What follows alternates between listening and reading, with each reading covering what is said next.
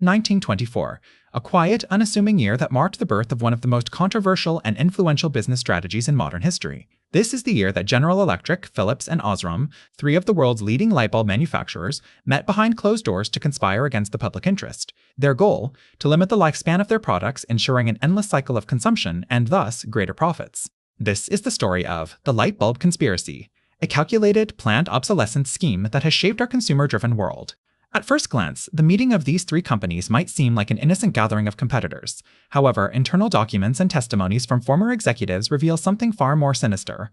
These manufacturers agreed to limit the lifespan of their light bulbs to no more than 1,000 hours, a drastic reduction from the previously achieved 2,500 hours.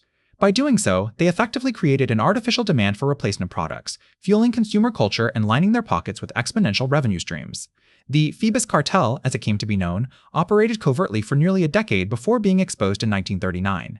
However, the damage had already been done. The concept of planned obsolescence, intentionally designing products to have limited lifespans or become obsolete, had taken root in various industries, transforming the way companies approached product design and development. Take, for example, the printing industry. In 1986, IBM introduced the first inkjet printer designed with a built-in chip that would cease to function after a predetermined number of printed pages. This tactic forced consumers into purchasing replacement cartridges far more frequently than necessary, all in the name of corporate greed. Or consider the automotive sector, where planned obsolescence has become an accepted part of business strategy. In 2013, Apple was accused of intentionally slowing down older iPhone models to encourage users to upgrade to newer devices. While Apple initially denied these claims, they later admitted to the practice, albeit framing it as a necessary measure to preserve battery life. The fashion industry, too, has long been plagued by planned obsolescence. Fast fashion giants like Zara and H&M release new collections weekly, encouraging consumers to discard last season's styles in favor of the latest trends. This rapid turnover contributes significantly to textile waste, with an estimated 92 million tons generated annually, a figure that is expected to double by 2030. As we delve deeper into this calculated conspiracy, it becomes increasingly apparent that our consumer-driven world has been shaped by deliberate design choices aimed at shortening product lifespans and fueling an insatiable appetite for more. With major corporations reaping enormous profits from these practices, it raises the question, who truly benefits from planned obsolescence? And at what cost to both our wallets and the environment? These questions remain unanswered, leaving us to grapple with the consequences of a system designed to keep us consuming. But as we continue to explore the murky world of the light bulb conspiracy, one thing becomes clear.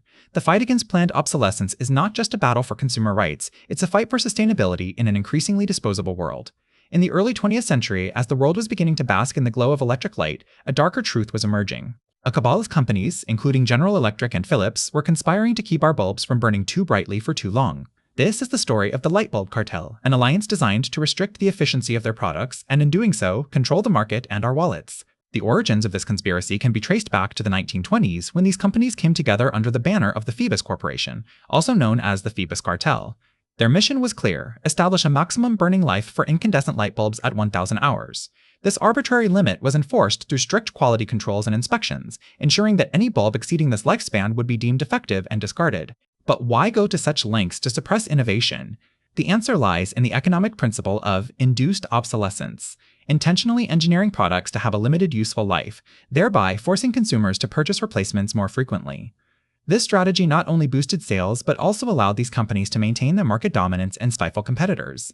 The Phoebus cartel's influence was far-reaching, with operations on nearly every continent.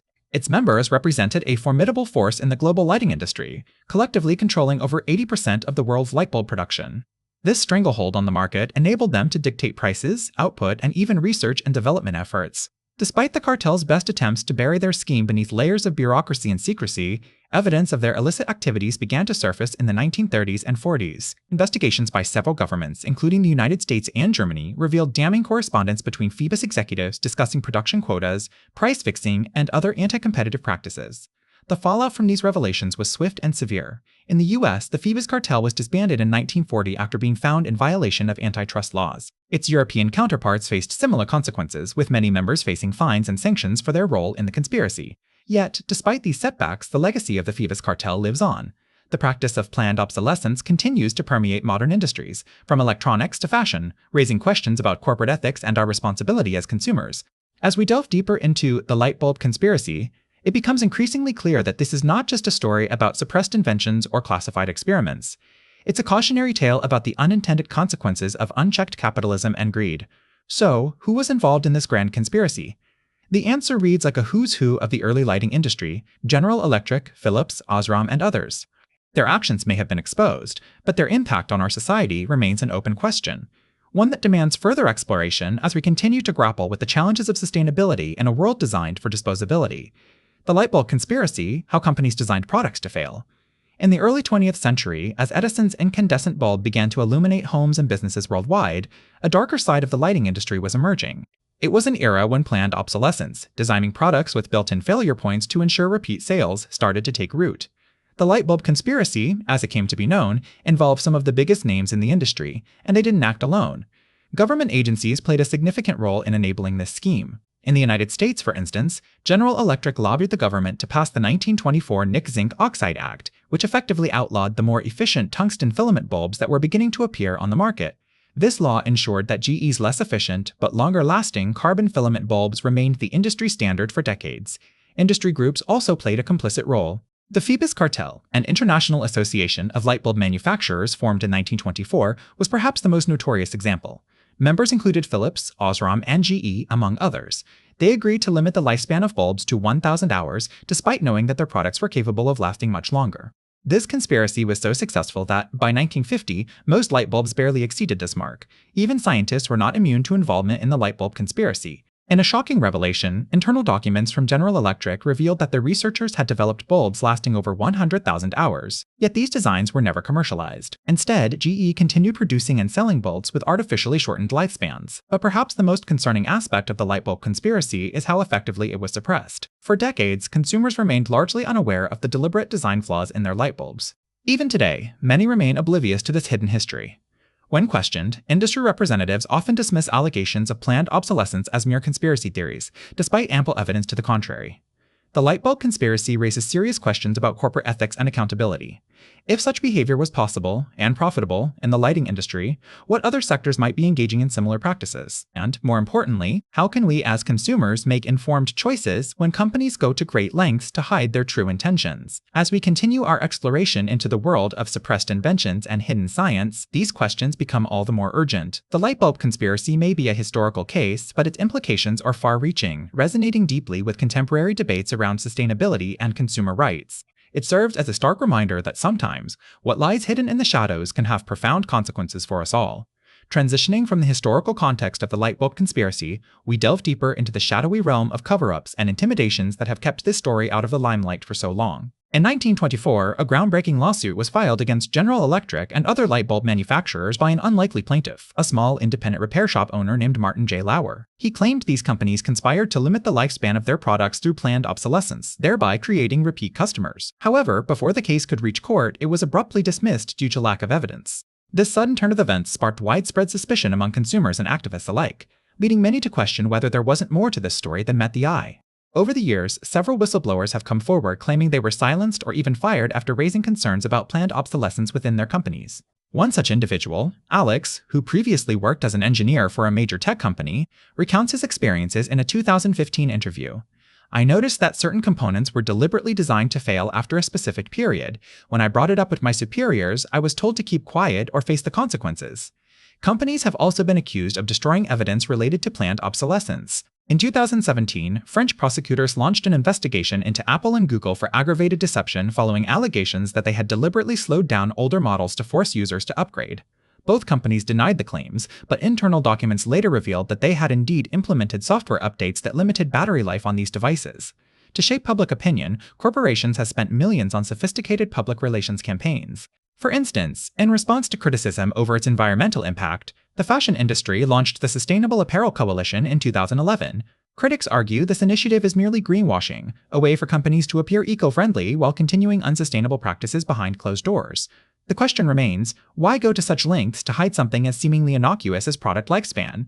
The answer lies in profit margins and market dominance. By designing products to fail, companies ensure repeat business, maintaining their grip on consumer markets and boosting profits. However, these practices come at a significant cost to the environment and consumers' wallets. According to a 2013 report by the European Commission, premature obsolescence results in $9.4 billion worth of electronic waste annually within the EU alone. Moreover, it contributes significantly to climate change, accounting for around 2% of global greenhouse gas emissions. As we continue to grapple with the consequences of planned obsolescence, one thing is clear. The lightbulb conspiracy isn't just a historical anecdote, it's a cautionary tale for our times. Its echoes can be heard in today's debates around sustainability and consumer rights, serving as a stark reminder of the power dynamics at play when corporations prioritize profits over people and planet. The lightbulb conspiracy, a tale of engineered failure and profit-driven short-termism, is far from being an antiquated story. Its ramifications are still very much present in our modern world. The environmental impact alone should give us pause. Electronic waste is now the fastest-growing waste stream globally, with 50 million metric tons generated every year. A significant portion of this waste consists of devices that have reached their planned obsolescence date, rendering them useless despite potential for repair or refurbishment. Legislation has been enacted in various jurisdictions to combat this issue. In 2021, the European Union adopted new rules aimed at making certain appliances more durable, repairable, and energy efficient under their Eco-Design Directive. This regulation will force manufacturers to make spare parts available to professional repairers for up to 10 years. Simultaneously, right-to-repair laws have been proposed in several U.S. states like New York and Massachusetts, mandating companies to provide owners and independent repair shops access to service manuals, diagnostic tools, and replacement parts. Yet, these measures may not be enough. Some argue that we need a complete overhaul of our economic system, transitioning from linear take, make, dispose models to circular ones focusing on recycling, remanufacturing, and repurposing. This shift requires innovative business models emphasizing longevity and sustainability over planned obsolescence. Companies like Fairphone, a social enterprise based in the Netherlands, are leading this charge. Fairphone creates smartphones with easy-to-replace components, promoting longer usage cycles and less waste. Their latest model even boasts a fully recyclable packaging box made entirely of paper. Similarly, Patagonia, an outdoor clothing company, encourages customers to reduce, repair, reuse, recycle, and reimagine their products through its Worn Wear program. However, despite these promising initiatives, the road ahead remains fraught with challenges. A recent study found that 42% of chief executives worldwide believe that a focus on short-term financial goals could hinder their ability to create long-term value. Moreover, shareholders often prioritize immediate returns, pressuring companies into maintaining or increasing profits year after year. So, as we strive towards a future where products are built to last, designed with recyclability in mind, and repaired rather than discarded, we're left pondering what secrets lie hidden within corporate boardrooms today. Are there other conspiracies being plotted, ones that will shape our societies and environments for decades to come? Only time will tell. But one thing is certain, the lightbulb conspiracy isn't merely a chapter in history, it's a prologue to a story we continue to write. End transmission.